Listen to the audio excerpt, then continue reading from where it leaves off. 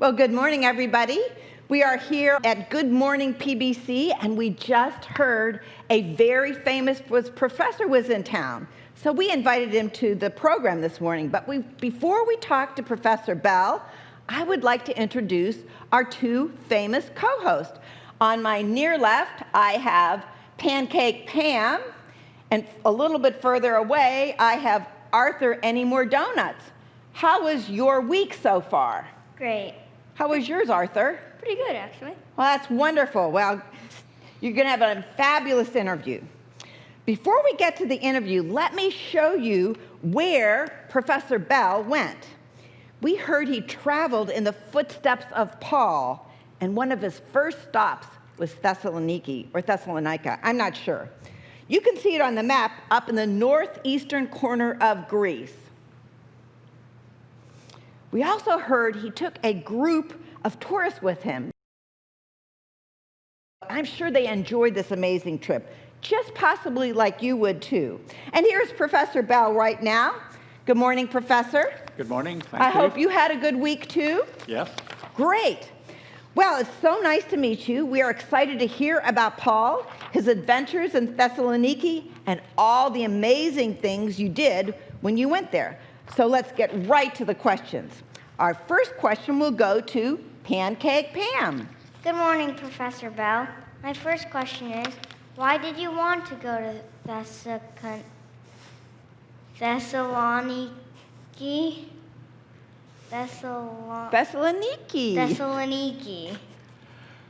Well, I've been to Greece many times, to Athens and to some of the islands, and those are very interesting. But I had never been to Thessaloniki or the cities that are up north, like Philippi and Berea. And these three cities are mentioned in the New Testament, in the book of Acts, and Paul wrote letters to the churches in two of those cities. So I wanted to go, and I wanted to take a group of people to see these important New Testament sites. So next question goes to Arthur. Any more donuts? Yes, good morning. But before I ask my question, is it Thessaloniki or Thessalonica? Well, that's a tricky question. So Thessaloniki is the Greek name for the city. That's what it was originally called. But before it was the name of the city, it was the name of a princess. Actually, the half-sister of Alexander the Great. And the city was named after her. Then, in Roman times, the Latin name for the city was Thessalonica, just because of the way they changed the endings of words. And that carried over into English, Thessalonica. Americans tend to say Thessalonica. But now the city is back in Greece as an independent country, and the Greek people call it Thessaloniki, and often that is what it is called internationally. It also has some other names. So often it was called Salonika, and so it is a very confusing city for its name. Okay. So why did Paul want to go to Thessalonica? Well, I'm not sure initially he really wanted to go there. He was traveling through what is today Turkey, and he came to the far western end. He came to the edge, to the sea. And there he had a vision of a man saying, "Come over to Macedonia and help us." So Paul and his traveling companions concluded that this was God's will, and they took a ship. It took 2 days to cross over to Macedonia, and they went first of all to Philippi, and they preached the good news about Jesus. And then they had to leave, and they went to Thessalonica, or Thessaloniki, which was the capital, and brought the gospel there. Okay, next question, Pancake Pam. I'm very interested in what the city is like. So, what was your favorite place in the city and why? And what was your favorite food? Well, Thessaloniki is a major city today. It's the second largest city in Greece, and it has been a large city for well over 2,000 years. So not much excavation can take place. The Roman marketplace has been uncovered, but other than that, it's still buildings that are still standing that you can explore. My favorite are the old churches. A lot of churches that are 1,500 years old, and there's about 15 of these buildings that together are a UNESCO World Heritage Site. So that's what I love to go into and see.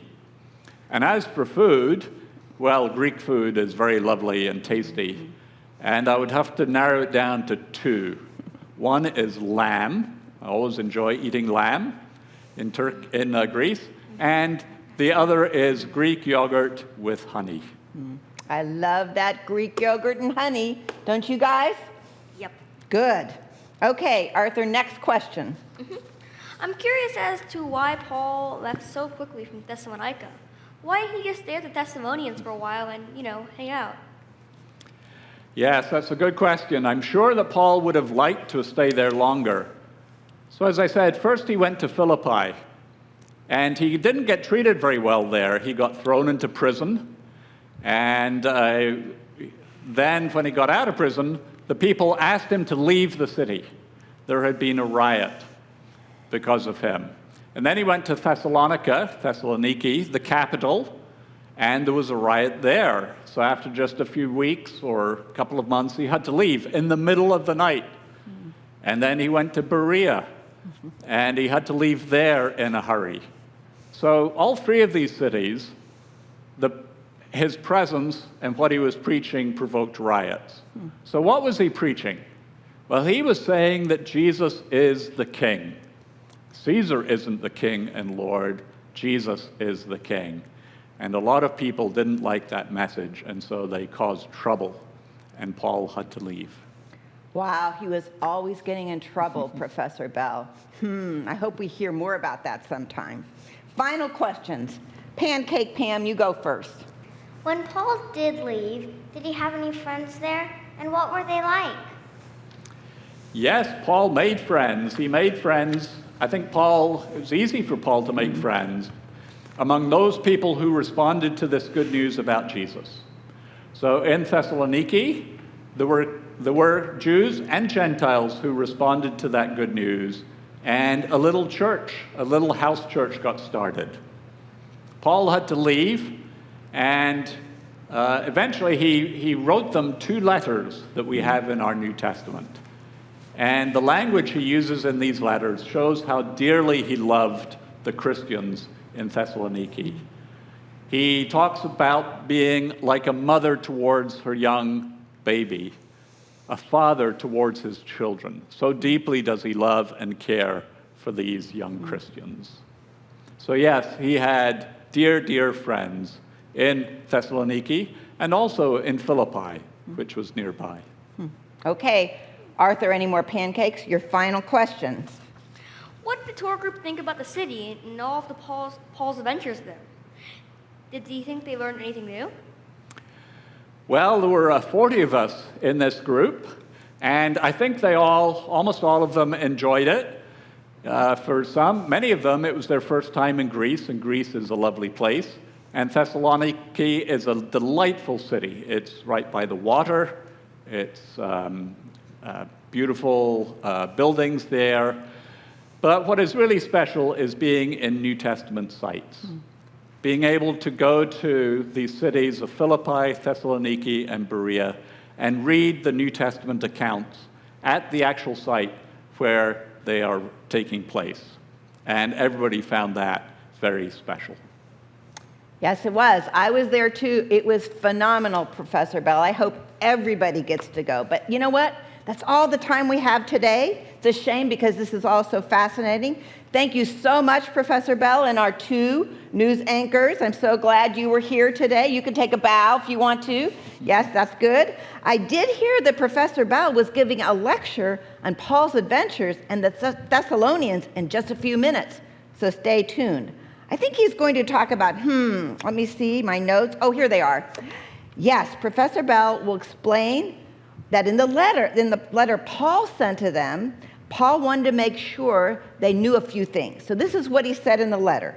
He wanted the Thessalonians always to do what was right, not to take advantage of anyone, which of course I'm sure they didn't because they were very kind, wonderful people, and to love each other, just like brothers and sisters love each other, because then they would be good examples for everybody in the community.